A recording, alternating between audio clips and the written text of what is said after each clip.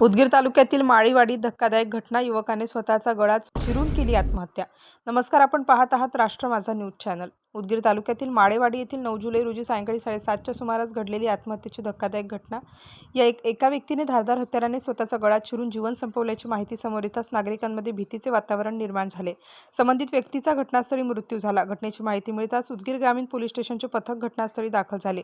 पोलिसांनी जागेची बारकाईने पाहणी करून पंचनामा केला आणि मृतदेह त्वरित उदगीर येथील सामान्य रुग्णालयात शवविच्छेदनासाठी पाठवण्यात आला.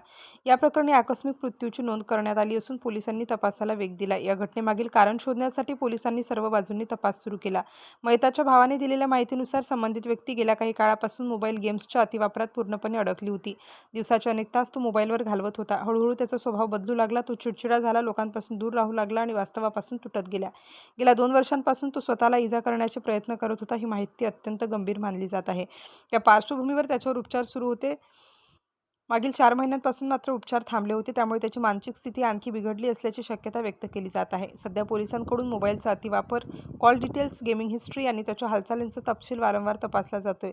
काही कौटुंबिक वाद, बाह्य तपास किंवा बाह्य दबाव किंवा आर्थिक अडचण होती का याचाही शोध घेतला जातोय. माळीवाडीतील ही घटना केवळ एक आत्महत्येची घटना नाही, तर मोबाईलच्या अतिवापरामुळे निर्माण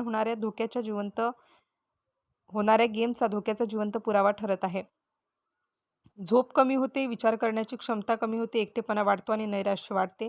अशा परिस्थितीत व्यक्ती चुकीचे आणि टोकाचे निर्णय घेण्याच्या मार्गावर जाते. या घटनेमुळे गावात भीतीचे सावट पसरले असून प्रत्येक कुटुंबाने यापासून धडा घेण्याची गरज आहे. मोबाईलचा अतिवापर थांबवणे, कुटुंबात संवाद वाढवणे आणि मानसिक बदल दिसताच त्वरित उपचार सुरू ठेवणे हे अत्यंत गरजेचे आहे. ही घटना समाजाला जागे करणारी ठरत असून दुर्लक्ष केल्यास परिणाम किती गंभीर होऊ शकतात याचा स्पष्ट इशारा देणारी आहे. माझं नाव देवा माधवराव घंटे, राहणार माडलापूर, तालुका उदगीर, जिल्हा लातूर. माझे मोठे बंधू अंबादास माधवराव घंटे हे माळेवाडी इथे राहत होते. मोबाईल बघून, मोबाईलमधले गेम बघून त्यांच्या डोक्यामध्ये काय फॅट बसला काही माहिती नाही.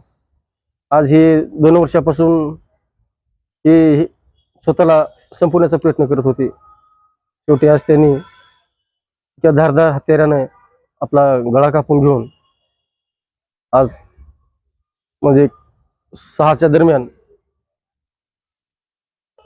ते आत्महत्या केली. आणि आज आता त्यांना गव्हर्नमेंट हॉस्पिटल इथे घेऊन आलोय. कुठला कौटुंबिक वाद नाही, कुठलं कर्ज नाही, कुणासोबत कुठलीही काही दुश्मनी नाही. परंतु हे जे आज आत्महत्या करण्याचं कारण आहे फक्त हे मोबाईल मधले काही ॲप, आणि त्या ठिकाणी त्याला मोबाईल वारंवार मेसेजच्या माध्यमातून, व्हिडिओच्या माध्यमातून ते त्याला धमक्या येत होत्या. त्यानं फोन हातामध्ये घेतलं की 1 ते अर्ध्या तासामध्ये त्यानं सायको व्हायचं आणि स्वतःला संपवण्याचा प्रयत्न करायचा. आता पण त्याला गोळ्या सुद्धा चालू होत्या, परंतु 4 महिन्याच्या गोळ्या बंद केल्या होत्या. पण याचे परिणाम फक्त आणि मोबाईल बघूनच आहे. अशाच नवनवीन बातम्यांसाठी राष्ट्र माझा न्यूज चॅनलला लाईक, शेअर करा आणि सबस्क्राईब करायला विसरू नका. राष्ट्र माझा लाईव्ह न्यूजसाठी नागनाथ ससाणे, उदगीर, लातूर.